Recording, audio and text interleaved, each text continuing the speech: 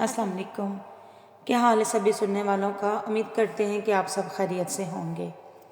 France کی ایک company نے ایک انتہائی دعویٰ کیا ہے کہ 2030 تک ہم اللہ کے نبی حضرت محمد صلی اللہ علیہ وسلم کا امت سے حج کے دوران آخری خطبہ ایک بار پھر سے آپ صلی اللہ علیہ وسلم کی آواز کے اندر نشر کرنے والے ہیں۔ یہ خطبہ ایک بار پھر سے ریکارڈ کر لیا گیا ہے جس کی آواز ہوا کے اندر موجود تھی، کیونکہ آپ صلی اللہ علیہ وسلم کی کسی بھی چیز کو فنا نہیں ہے اور آنے والی نسلیں ایسے ہی ٹی وی یا سوشل میڈیا پر دیکھ رہی ہوں گی جیسے کہ آج ہم کسی بھی ویڈیو اور مووی کو دیکھتے ہیں۔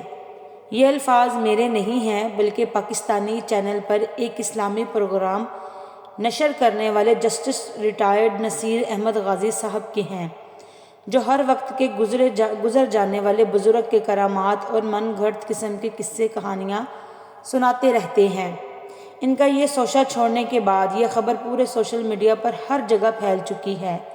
ہر وہ شخص جس میں کامن سینس ہے اور ریسرچ پر یقین رکھتا ہے، وہ اس خبر پر یقین رکھتے ہوئے اس خبر کو آگے پھیلا رہا ہے۔ اور سب سے حیرت کی بات ہے کہ سوشل میڈیا پر اتنا بڑا دعویٰ، وہ بھی اتنی بڑی ہستی کے اوپر، اور کہتے ہیں کہ بس فرانس کی ایک کمپنی ایسا کر رہی ہے۔ نہ کمپنی کا نام لیا گیا ہے، نہ ہی کمپنی کی ریسرچ آرٹیکل، اور نہ ہی کسی خبر کا حوالہ دیا گیا ہے جو کسی بھی انٹرنیشنل سائنس فارم جیسا کہ لائف سائنس اور نیچر وغیرہ پر پبلش کی گئی ہو، کیونکہ اگر ایسا ہے تو یہ ریسرچ بہت ہی ریولیوشن والی ہے جو دنیا کو بدلنے والی ہے۔ دیکھیں، یہ ٹوٹل ہی بیس لیس اور امپاسبل دعویٰ ہے جو کہ پرانے لوگوں کے قصے کہانیوں سے متاثر ہو کر پبلسٹی اسٹنٹ کے لیے گھڑا کیا ہے، جس کے پیچھے کوئی ثبوت موجود نہیں ہے۔ ہم اس ویڈیو میں یہ ثابت کریں گے کہ یہ کتنا بڑا فتنہ ہے جو نبی کریم صلی اللہ علیہ وسلم کی آواز سے لے کر چہرہ مبارک، جسم کو بنانے اور قرآن و حدیث کو دوبارہ بنانے تک بھی پہنچ سکتا ہے۔ سب سے پہلی بات، اگر یہ دعویٰ کرتے ہوئے کسی مسلم ملک کا نام لیتے تو بات کسی حد تک سمجھ میں بھی آتی، لیکن فرانس کا نام لیا گیا جو کہ اتنا اینٹی اسلامک کنٹری ہے، جہاں پر آئے دن سڑکوں پر یا کسی نہ کسی اخبار پر مسلمانوں کی سب سے عظیم ہستی حضرت محمد مصطفیٰ صلی اللہ علیہ وسلم پر گستاخانہ خون کے خاکے بنائے جاتے ہیں یا پھر ان کی تصویریں بنا کر مسلمانوں کی توہین کرتے ہیں، مسلمانوں اور ان کے مذہب کو کینسر کہہ کر اپنے ملک سے بے دخل کرنے کا مطالبہ بھی کرتے ہیں۔ کبھی یہ حجاب کو بین کرتے ہیں اور کبھی سرکاری سرپرستی کے اندر آزادی رائے کے اندر سر عام قرآن پاک کو جلانے کی ہمت بھی کرتے ہیں۔ یہ وہ ملک ہے جو سر عام مسلمان ملکوں کی مخالفت کرتا ہے۔ اب آپ سوچئے، اس ملک کو اچانک کیا سوجی کہ اس کائنات کے اندر سب سے عظیم ہستی جس کی توہین کرتے ہیں اور اس کی آواز کو ریکریٹ کر کے مسلمانوں کو یہ تحفہ دیں۔ کیا آپ کا دل یہ بات مانتا ہے کہ واقعی ایسا پاسبل ہو سکتا ہے؟ کیونکہ اس طرح کی ریولیوشن والی سرچ، جب ایسی ریسرچ شروع ہوتی ہے تو حکومت کا کافی سرمایہ لگتا ہے، کیونکہ اس طرح کی ریسرچ کے لیے مہنگے سائنٹیفک انسٹرومنٹ کی ضرورت ہوتی ہے۔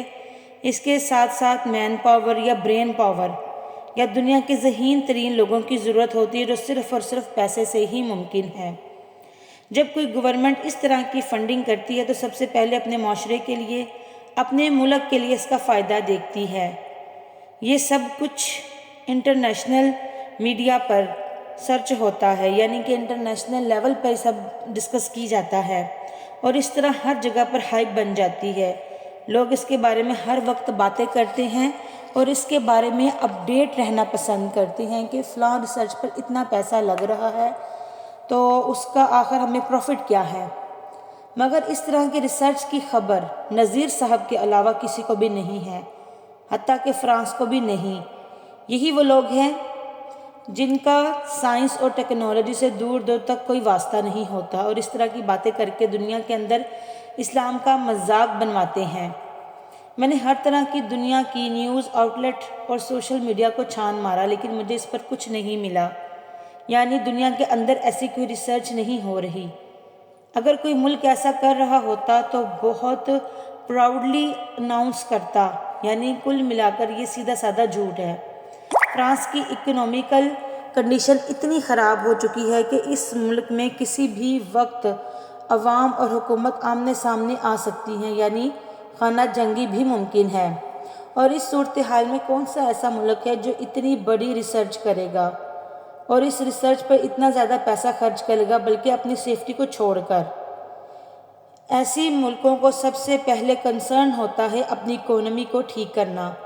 تیسری بات، اگر آواز اور اس خطبے کو ریکارڈ کرنا تھا جو آج یورپ کے سائنٹسٹ زیادہ تر عقیدے کے اعتبار سے ایتھیسٹ یا کرسچن ہیں۔ یہ لوگ اپنے سب سے بڑے سائنٹسٹ یعنی نیوٹن اور البرٹ آئنسٹائن کو چھوڑ کر، مذہبی طور پر حضرت عیسیٰ علیہ السلام کے خطبے کو چھوڑ کر جو انہوں نے آخری بار اپنے حواریوں سے کیا، حضرت موسیٰ علیہ السلام کا اپنی قوم سے کیا گیا خطاب، ان سب چیزوں کو چھوڑ کر ہمارے نبی حضرت محمد صلی اللہ علیہ وآلہ وسلم کی آواز کو ریکریٹ کیوں کرنا چاہتے ہیں؟ کیا یہ چیز کوئی سینس بناتی ہے؟ اب اس خبر کو سائنس کے پوائنٹ آف ویو سے ہی دیکھتے ہیں۔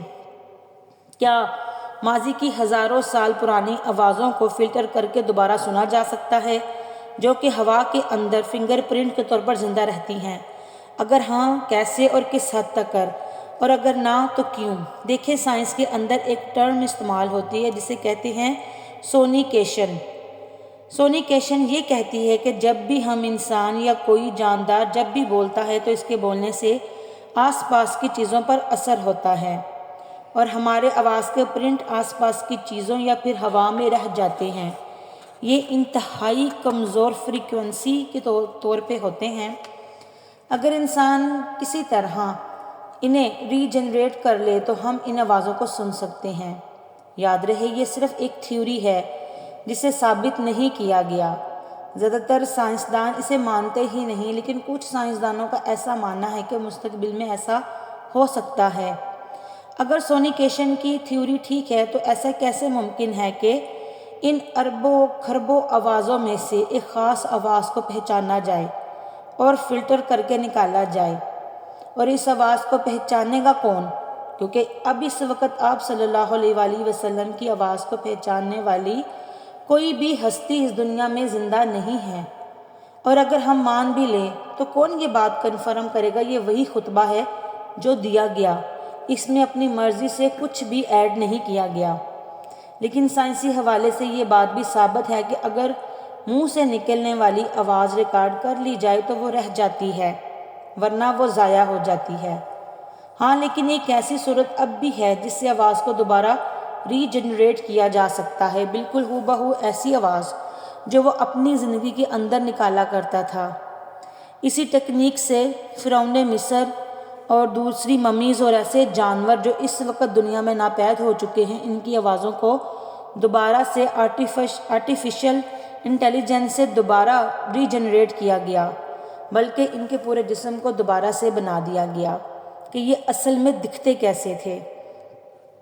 اب رسول اللہ صلی اللہ علیہ وآلہ وسلم کے معاملے کے اندر آپ کیونکہ قبر کے اندر آرام فرما رہے ہیں، تو دنیا کا کون سا ایسا سائنسدان یہ جرأت کر سکتا ہے کہ آپ کو قبر سے نکال کر آپ کے گلے اور جسم کو سکین کر کے آپ کی آواز کو اور جسم کو آرٹیفیشل انٹیلیجنس سے ریکریٹ کرے؟ اب دیکھیں، اس طرح کی خبروں سے مسلمانوں میں انتشار پیدا ہوتا ہے۔ یہ آنے والے دور کا بہت بڑا فتنہ ہے، اس لیے ہمیں اپنی آنے والی نسلوں کو ایجوکیٹ کرنا ہوگا کہ اس طرح کی کسی بھی خبر پر یقین نہیں رکھیں۔ لہٰذا ایسی کوئی بھی خبر پر یقین کرنے سے پہلے ایک بار اس پر ریسرچ ضرور کر لیا کریں۔ ہماری آج کی ویڈیو اگر اچھی لگی ہو تو لائک اور شیئر لازمی کیجیے گا، اور ہمارے چینل کو سبسکرائب کریں تاکہ ہماری تمام نئی آنے والی ویڈیوز آپ تک بآسانی پہنچ سکیں، اور اللہ تعالی ہم سب مسلمانوں کو اس فتنے سے دور رکھے۔ آمین۔